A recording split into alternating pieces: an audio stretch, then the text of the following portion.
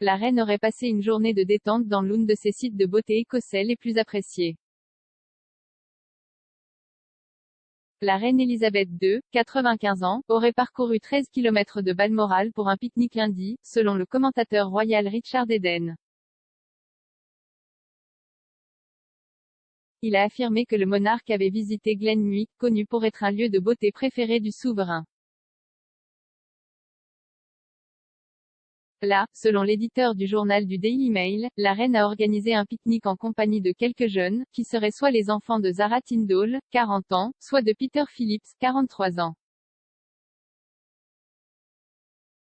Peter, le petit-fils aîné de la reine qui a souvent été décrit comme le préféré de Sa Majesté, a deux filles, Isla, 9 ans, et Savannah, 10 ans.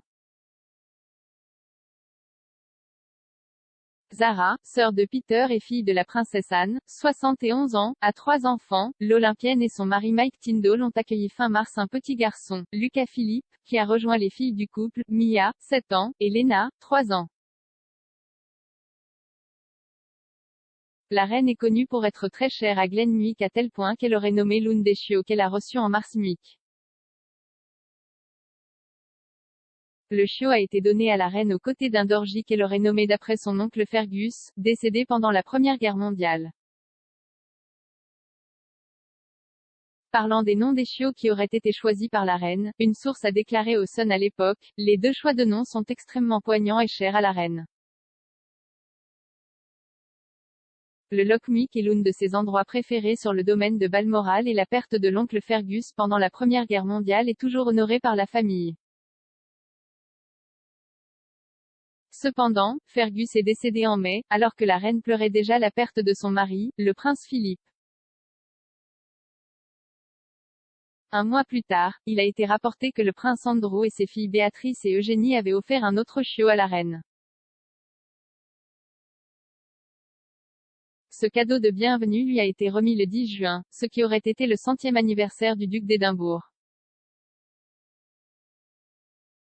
La reine a voyagé du château de Windsor à Balmoral fin juillet, mais elle n'a été officiellement accueillie dans sa résidence écossaise que le 9 août, lorsqu'une petite cérémonie à l'extérieur du château a eu lieu en son honneur. Au cours de l'événement, la reine a inspecté une haie d'honneur formée de 5 Écosses, Balaclava Company, The Royal Regiment of Scotland. La cérémonie s'est déroulée au son des cornemuses et des tambours. La mascotte du Royal Regiment of Scotland, un poney Shetland appelé caporal suppléant Cruachan 4 qui en 2017 a tenté de grignoter le bouquet de fleurs de Sa Majesté, était également présente pour saluer le souverain. Pendant ses vacances d'été en Écosse, la reine n'a traditionnellement aucun engagement officiel à accomplir à l'exception d'apparaître au Braemar Gathering et d'accueillir le Premier ministre et d'autres politiciens qui peuvent lui rendre visite.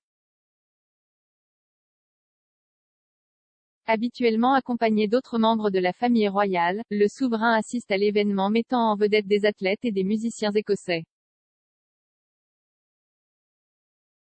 Cependant, tout comme l'année dernière, la reine manquera cet événement, auquel assiste régulièrement la famille royale depuis 1848, car il a été annulé en raison de la pandémie en cours. Alors qu'elle a un emploi du temps plus reposant à Balmoral, la reine continue également d'exercer les devoirs quotidiens d'un souverain, notamment en lisant les documents que lui envoie le gouvernement sur ses fameuses boîtes rouges.